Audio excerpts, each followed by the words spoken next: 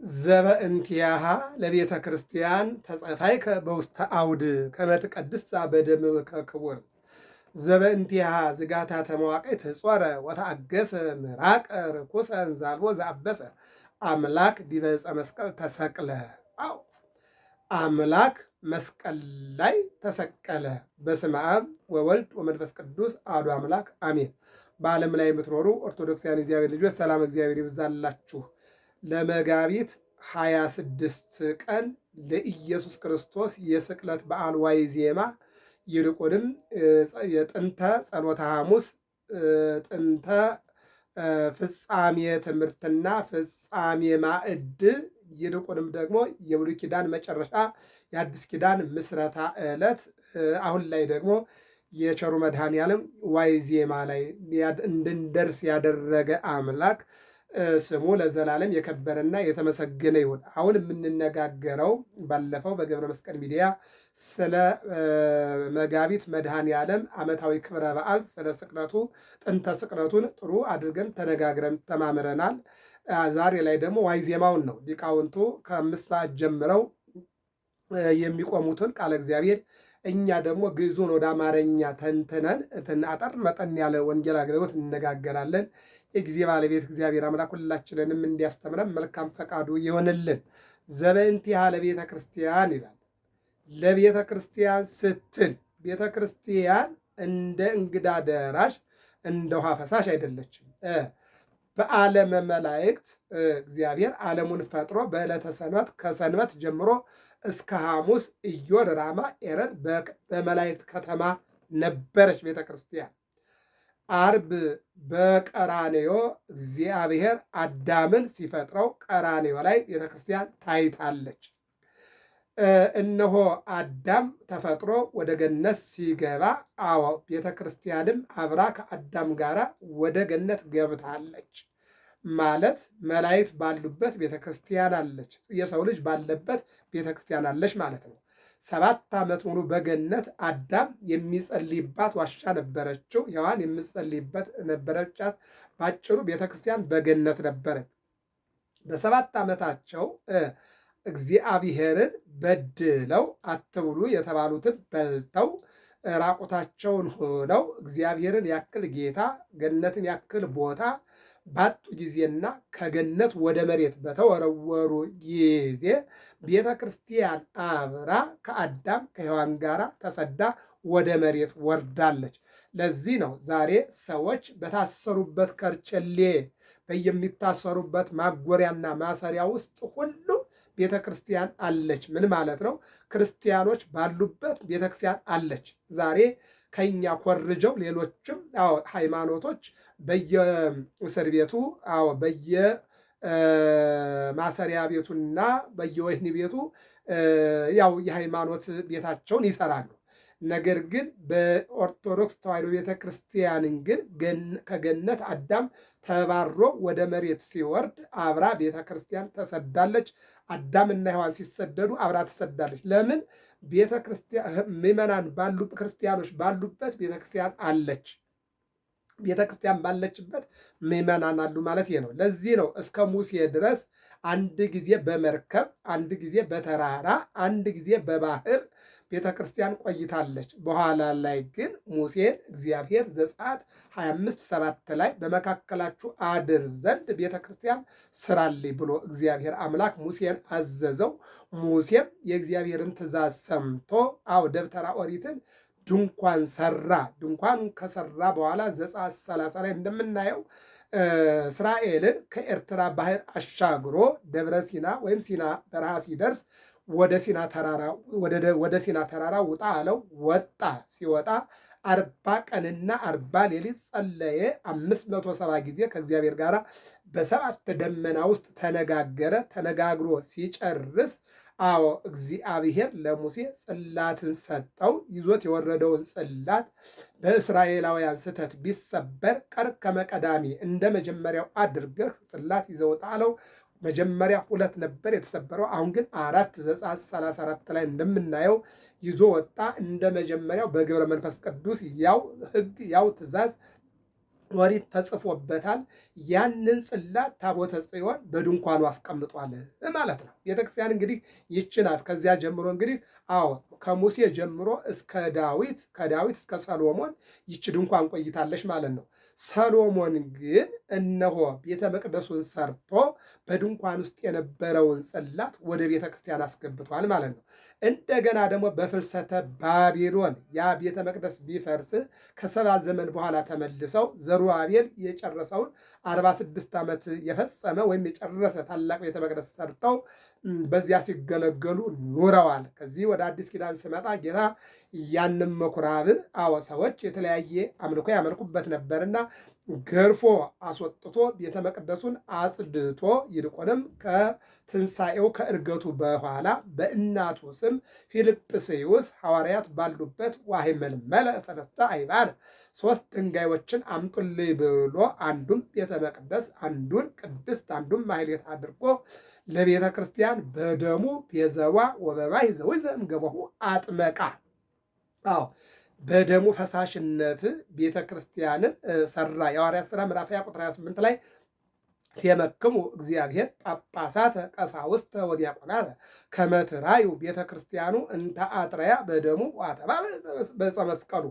ጳጳሳት፣ ሊቃነ ጳጳሳት፣ ፓትርያርክ፣ ካህናት፣ መምህራን፣ ዲያቆናት፣ ምዕመናን አድርጎ ሾማችሁ። የሾማችሁን ቤተ ክርስቲያኑን እንድትጠብቁ እንተ አጥረያ በደሙ የቤዣትን ዋተባ በዕፀ መስቀሉ። በዕፀ መስቀል የጠበቃትንና ያቆማትን ቤተ ክርስቲያን እንድትጠብቁ እያንዳንዳችሁ ተሹማችኋል። ቤተ ክርስቲያንን መጠበቅ የውዴታ ግዴታ ነው። ሁሉም ምዕመን ሁሉም ክርስቲያን ተሹሟልና ማለት ነው።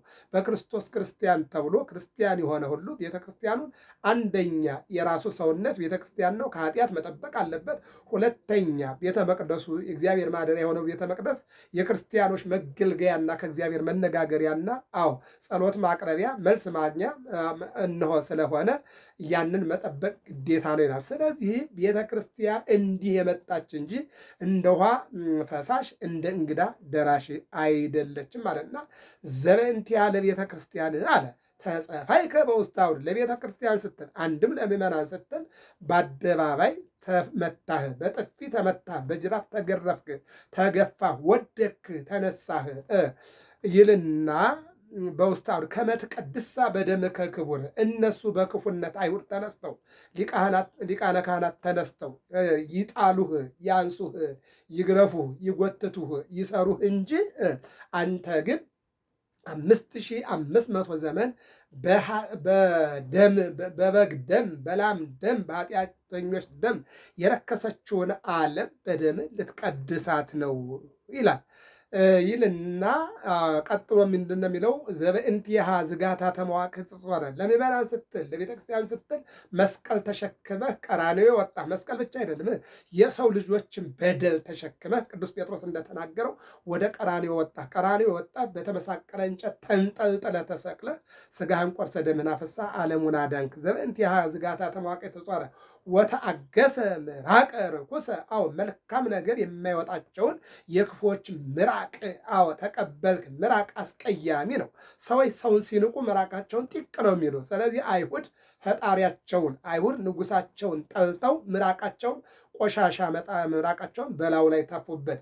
በነገራችን ላይ በዮሐንስ ወንጌል ምዕራፍ 9 እንደምናየው የጌታ ምራቅ ዓይን ፈጥሯል። ወረቀ ምድረ ወገብረ ጽውረ ወቀዋ ይንቲው ለዘውሩ ተወልደ።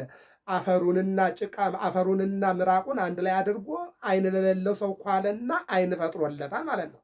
የኛ ምራቅ ጭርት ነው የሚሆነው፣ በሽታ ነው የሚሆነው። የክርስቶስ ምራቅ ግን የእግዚአብሔር ምራቅ ግን ዓይን ነው የሆነው ማለት ነው። የእኛ ትንፋሽ እነሆ ለአንዱ በሽታ ነው፣ አንዱ ለአንዱ።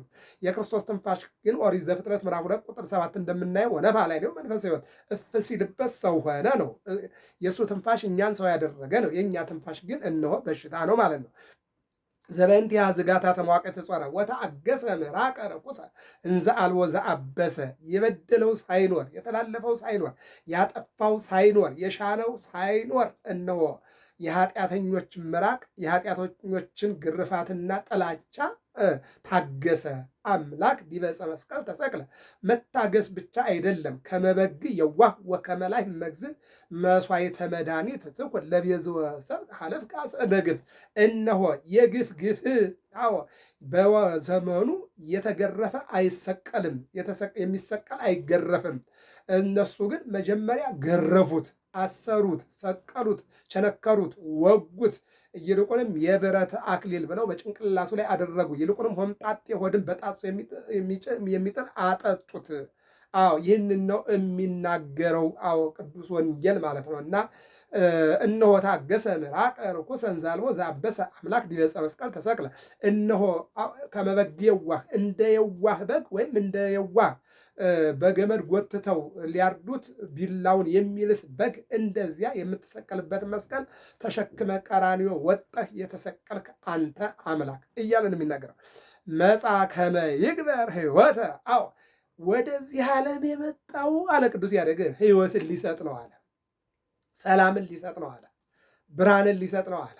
መጻ አዎ ከመ ይግበር ሕይወተ፣ ለሰው ልጆች ሕይወትን ሊሰጥ፣ ጨለማውን በብርሃን ሊተካ፣ ሞትን በሕይወት ሊተካ፣ ስደትን በመኖር ሊተካ፣ ውድቀትን በትንሣኤ ሊተካ፣ ዲያብሎስን ሊያስረው፣ ጥላቻን ሊያጠፋ፣ ይቅርታን ሊያበዛ፣ ሰላምን ሊያመጣ ሊያድል ወደዚህ መጣ። ወተሰቅለ ከመ ይግበር መድኃኒተ፣ የተሰቀለውም አዎ መድኃኒት ሊሆን ነው። አዎ መዝሙረኛው አምላክ ዳዊት በመዝሙር 74 ላይ ተመምረነዋል። እግዚአብሔር እሰ ንጉሥ ውእቱ እምቅድመ ዓለም ወገብረ መድኃኒተ በማእከለ ምድር። አዎ እነሆ እግዚአብሔር ንጉሥ ነው። አንድም እግዚአብሔር ቅድመ ዓለም ንጉሥ ነው፣ በማእከለ ዓለም ንጉሥ ነው።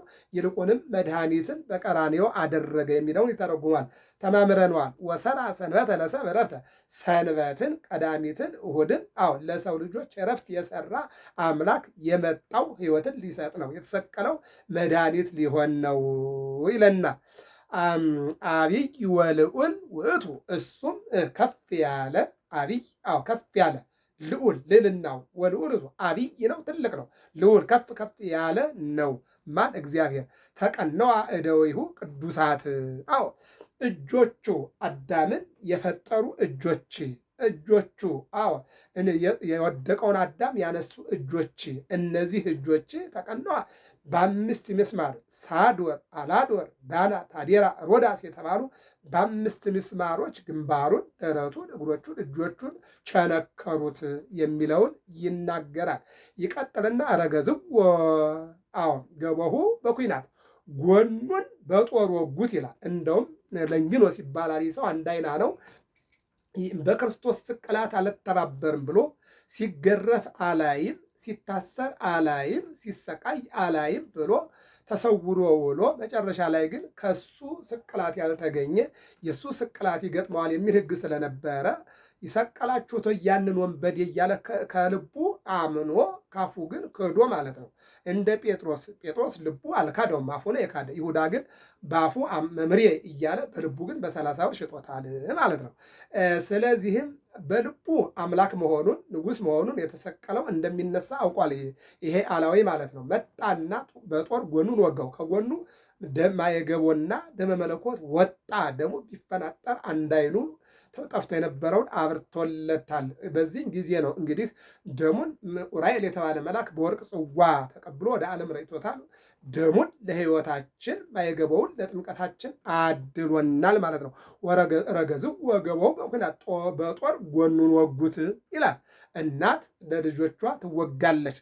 ወገቧን ይዛ ወገቧን አስራ ልጆቿን ታሳድጋለች። መድኃኔ ዓለም ለዓለም ሲል አንዱ ለብዙዎቹ ወገቡን መታጠቅ ሳይሆን ወገቡን መያዝ ሳይሆን ወገቡን ተወግቷል፣ ጎኑን ተወግቶ ዓለምን አድኗል የሚለውን ይተረጉማል።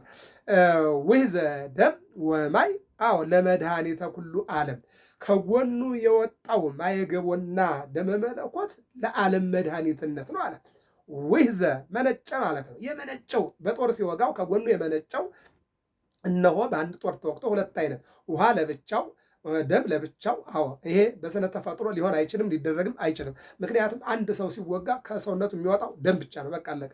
ውሃ ሊወጣ አይችልም። የእሱ ግን በአምላክነቱ ይሆኗል ማለት ነው እና የመነጨው ደም የመነጨው ውሃ ለዓለም መድኃኒት ሆኗል። እንዘነ አምን ወንገኒ ለሃይማኖተ መስቀል በመስቀል ላይ ለተደረገው አዎ ስናምን ይልቁንም ስንመለከት ስንገዛና አዎ እምነታችን ሲበረታ አዎ ይልና ምንድን ነው እነሆ እግዚአብሔር በመስቀል ላይ የተሰቀለው መድኃኔ ዓለም እኛ ሊያድን እኛ ሊቤዥ ሲኦልም በርብሮ ነፍሳትን ወደ ገነት ሊመልስ መሆኑን ማወቅ ያስፈልጋል። ይህን ጳውሎስን ጠይቁት ገላትያ 3:3 ላይ እናንተ የገላትያ ሰዎች የማታስተውሉ ኢየሱስ ክርስቶስ እንደተሰቀለው ነው ተስሎ ትናንትም ዛሬም ይታያል። በመስቀሉ አንድም በመሰቀሉ አንድም ስጋውን ቆርሶ ደሙን አፍስሶ እንዳዳናችሁ ለምን ማስተዋልና ማመን አቃታችሁ ብሎ ሲናገር እንሰማዋለን። መስቀል ብርሃን ለኩሉ ዓለም ክርስቶስ የተሰቀለበት መስቀል የዓለም ሁሉ ብርሃን ነው። መሰረተ ቤተ ክርስቲያን የቤተ ክርስቲያንም መሰረት ነው። ወሃቤ ሰላም ሰላምም የሰጠ ነው። መስቀል ሶስት አይነት ባህሪ አለው። አንደኛው ፍቅር ነው። መስቀል ማለት በፍቅር ተስቦ ነው የመጣው በፍቅር ተስቦ ነው የመጣው። ሁለተኛው መስቀል መከራ ነው። አዎ እሱ መከራ አይቶ ነው እኛን ያዳነ። ሶስተኛው ይቅርታ ነው። በማወቅም ባለማወቅም ያደረጉትን ይቅር ባላቸው ብሎ ዓለሙን ይቅር ብሏልና፣ ስለዚህ መስቀል ሰላም ነው አለ። ምንድን ነው? ይቅርታ ነው፣ መከራ ነው፣ ሰላም ነው። አለቀ። ይህንን ነው በአንገታችን ላይ በደረታችን ላይ አምነን በደማችን ተዋህዶ መስቀል የምንለው ይህንን ነው። እንደ ክርስቲያን መከራ አለብን። እንደ ክርስቲያን በፍቅር መኖር አለብን። እንደ ክርስቲያን ሰላምን አሁን ገንዘብ ማድረግ አለብን። ስለዚህ በመስቀል የሚያምኑ ሁሉ እኒህ ሶስት ነገሮች ሊረሱ አይገባቸውም። ሁሉም በእነዚህ ተጠቅለዋል። አንደኛ ፍቅር ነው። የፍቅር ሰዎች መሆን አለብን። እግዚአብሔር ፍቅር ነው ይላል ዮሐንስ ወንጌላዊ በአንደኛ ዮሐንስ ምዕራፍ 4 ላይ እግዚአብሔር ፍቅር ነው ይላል። አለቀ። ስለዚህ በፍቅር መኖር። ሁለተኛው በክርስትናው ስትኖር መከራ አለ። ስለዚህ መከራ መቻል ነው። ሶስተኛው መስቀል ማለት ሰላም ነው። በመስቀሉ ላይ የተገብረ ሰላም በመስቀሉ አዎ በመስቀሉ ላይ ሰላምን አደረገ። ይልቁንም ደግሞ በመስቀል ላይ በፈሰሰው ደግሞ በተቆረሰው ስጋው ዓለምን አዳነ። ይልቁንም ገብረ ሰላም በመስቀሉ ትንሣኤ ወሐጋደ በመስቀል ላይ ሆኖ ሰላምን አደረገ። እንደገና በመስቀል ላይ ተሰቅሎ ወደ ጎልጎታ የወረደው ስጋው ቅዱስ ስጋው በአብይ ኃይል ስልጣን በራሱ ኃይልና ስልጣን ተነስቶ ትንሣኤውን ገለጠ ይላል። እግዚአብሔር አምላክ የኢትዮጵያን ሰላም ይግለጥልን ይልና ቀጥሎ ምን ያህል መድኃኔ ዓለም መስቀል ለነአምን መድህን ምንድን ነው የሚለው? ወሃቤ ሰላም መድኃኔ ዓለም መስቀል ለነአምን መድህን ላመን መድኃኒት ነው ናቸው። ላመን ወሃቤ ሰላም መድኃኔ ዓለም ሰላምን የሚሰጥ አንድም የሰጠ መድኃኒዓለም ይልና መስቀል ለነአምን መድህን ላመንበት ሁሉ አንድም ለእኛ ለምናምን መድኃኒታችን ነው የሚለውን ይተረጉማል ማለት ነው። አንድ ሁለት ነገር እናገርና እንጨርሰው። በመስቀልህ ርድአነ አቤቱ አምላክ ሆይ በመስቀልህ እርዳን፣ ይቅር በለን፣ ተቤዠን። ወበመስቀልከ ሐውፀነ በመስቀልህም ጎብኘን። በመከራህ ጎብኘን፣ በሰላምህ ጎብኘን፣ በፍቅርህ ጎብኘን የሚለውን ይተርካል። ተወከፈነ ኖላዊነ አቃቤ ነፍሳቲነ የነፍሳችን ጠባቂ መረኛችን መድኃኒዓለም ተቀበለን። እባክህ ጸሎታችን ተቀበል፣ ጾማችን ተቀበል፣ ስግደታችን ተቀበል፣ ምጽዋታችን ተቀበል። ይህንን ይናገርና ምን ይላል? ወጸሐፈ ጲላጦስ መጽሐፈ ጲላጦስ እንዲህ አለ ይላል ወይብል መጽሐፉ ኢየሱስ ናዝራዊ ንጉሥ አይሁድ ንጉሥ አይደለም ብለው ይሰቀል ይሰቀል ይሰቀል እያሉ አይሁድ ይሰቀልልን ሲሉ እሱ ግን ምን አለ? ከዚህ ሰው ደም ንጹሕ ነኝ አለ። ቀጠለ። ወጸሐፈ ጲላጦስ ወይብል መጽሐፉ ኢየሱስ ናዝራዊ ንጉሥ አይሁድ ከሰቀሉት በኋላ አምላክ አይደለም ብለው ክርስቶስ በተሰቀለበት በመስቀሉ ላይ የተሰቀለው የአይሁድ ንጉሥ ኢየሱስ ነው ብላችሁ አድርጓ ላየው። ፊታቸውን ጸፍቶ አፋቸውን ከፍቶ አምላክ አይደለም ንጉሥ አይደለም፣ ይልቁንም ኢየሱስ እንዲሰቀል ካላደረክ አንተ የቄሳር ወዳጁ አይደለም ብለው ሲያስገድዱ የነበሩ ሰዎች የተሰቀለው የአይሁድ ንጉሥ ነው ብለው እንዲህ አምኖ አድርጓቸዋል። ይሄ የእግዚአብሔር ትልቅ ስራው ነው። አውረድው እንዲህ በመስቀል ላይ ከ6 ሰዓት እስከ 9 ሰዓት ተሰቅሎ የማነ የተባለው በ3 ሰዓት ውስጥ ለምኖ ይልቁንም ንስሐ ገብቶ ወደ ገነት እንዲገባ አድርጎ 7ቱ ምስጢራት ወይም ደግሞ 7ቱ ምልክቶች ተአምራት ይባላሉ። ከሰማይ 3 ከምድር 4 7 ተአምራት ታይተው 9 ሰዓት ድረስ ዓለም በጨለማ ውስጥ ነበረች። ከ9 ሰዓት እስከ 11 ሰዓት ባለው ደግሞ እግዚአብሔር ምንድነው ወደ ሲኦል የሚገርም ነገር ወርዶ ሲኦልን በርብሮ ነፍሳትን ወደ ገነት መልሶ 11 ሰዓት ላይ ዮሴፍና ኒቆዲሞስ ወደ ጲላጦስ ቀርበው የአይሁድ ዓላማ ክርስቶስ እንዲሞትና እንዲጠፋላቸው ነው። በመስቀል ላይ ስጋው ቀርቷል፣ ደሙ ፈሷል፣ ስጋው ተቆርሷል፣ ነፍሱ ግን የለችም። ስለዚህ አውርደን እንቅበረው ብለው ቢጠይቁ ዮሴፍና ኒቆዲሞስ ፈቀደላቸው። ወአውረድዎ እምዲህ በመስቀል እደው ጻድቃን 2 ጻድቃን እውነተኞች ዮሴፍና ኒቆዲሞስ ከመስቀል ላይ አውርደው አጥበው ይላል። ወአምጽኡ አፈዋተ ከርቤ ውስጥ ምን ይላል? ኒቆዲሞስ በአይሁድ ልማድ ሽቶ ይዞ መጣ። ዮሴፍ ደግሞ በዛው ጨርቅ መከፈኛ ይዞ መጣ። ሊከፍኑ ሲሉ ወአንበስበሰ አዕይንቲሁ እግዚእ ኢየሱስ አይኑን ግልብጥጥ አደረገና እንደ ሩቁ ዝም ብላችሁ ትከፍኑኛላችሁ እንዲህ አላቸው። ግራ ቢገባን ነው ምን እናድርግ ብለው ሲጠይቁት ቅዱስ እግዚአብሔር ቅዱስ ኃያል ቅዱስ ሕያው ዘኢይመውት ዘተወልደ ማርያም ከድንግል ማርያም የተወለደ ዘተጠምቀ በዮርዳኖስ ውሃ በዮሐንስ እጅ የተጠመቀ ወተሰቅለ ዲበ ዕፀ መስቀል በመስቀል ላይ የተሰቀለ ተሰቅሎ ስጋውን ቆርሶ ደሙን አፍሶ ዓለምን ያዳነ ወተንሥአ በሳልስት ዕለት በሦስተኛው ቀን በራሱ ኃይልና ስልጣን የተነሳ ወዐርገ ውስተ ሰማያት በ40ኛው ቀን ወደ ሰማይ ያረገ እያላችሁ ገንዙኝ አላቸውና በዚህ አይነት መልኩ ገንዘው በአዲስ መቃብር አስቀመጡት ይለናል። የዛሬው ዋዜማ የመጋቢት መድኃኔዓለም በ26 ዕለት የሚባለው የዕለቱ ዋዜማው ቃለ እግዚአብሔር ይህን ይመስላል። ዘበንቲሃ ለቤተ ክርስቲያን ተጸፋይከ በውስተ አውድ ከመ ትቀድሳ በደምከ ክቡር ዘበንቲሃ ዝጋታ ተመዋቅዕ ትጾረ ወታገሰ ምራቀ ርኩሰ እንዛልቦ ዘአበሰ አምላክ ዲበ ዕፀ መስቀል ተሰቅለ። አምላክ በመስቀል ላይ ተሰቀለ ብለን የተማርነው የተሰቀለው አምላክ እነሆ የተሰቀለውን ፍቅራችን ያወርድልን። የተሰቀለው አምላክ የተሰቀለውን ይቅርታችን ያቅርብልን። የተሰቀለው አምላክ የተሰቀለውን አብሮ መኖራችን፣ መተዛዘናችን፣ መተሳሰባችን ያውርድልን፣ ያቅርብልን። የተሰቀለው አምላክ የተሰቀሉ ወገኖቻችንን በምሕረቱ ይሳብልን። ገብረ መስቀል ሚዲያ ነው። ሰብስክራይብ፣ ላይክ፣ ሸር አድርጉ። በየዕለቱ እንግዲህ እሁድም መድኃኔዓለም ነው። በዛው በክብረ በዓሉ ላይ ታሪኩን ተከታተሉ። እግዚአብሔር አምላክ ሀገራችን ሰላም አድርጎ ለብርሃነ ትንሣኤው እንዲያደርሰን የታሰሩት ተፈተው፣ ያዘኑት ተጽናንተው፣ የተሰደዱት ተመልሰው፣ ተስፋ የቆረጡት በተስፋ ውስጥ ሆነው፣ የተራቡት በልተው፣ የተጠሙት ጠጥተው፣ የታረዙት ለብሰው የምናይበት ጊዜ እንዲያደርግልን መልካም ፈቃዱ ይሆንልን። በዚህ ሚዲያ በትንሿ መስኮት ትልቁን የእግዚአብሔርን ሐሳብ እንነጋገር። አንዱን የሚያርቅ አንዱን የሚያቀርብ አይደለም። ይልቁንም ያለ የነበረ የሚኖር የእግዚአብሔርን እና እግዚአብሔር የመረጣቸውን የቅዱሳንን ታሪክ የምንናገርበት እንጂ የግል ፍላጎትና የግል ሕይወታችን የምናወራበት ሚዲያ ስላይደለ እግዚአብሔርን ሰምተን እሱም እኛን ሰምቶ በሰላም እንድንኖር ያደርገን ዘንድ መልካም ፈቃዱ ይሆንልን። ወስብሐት ለእግዚአብሔር።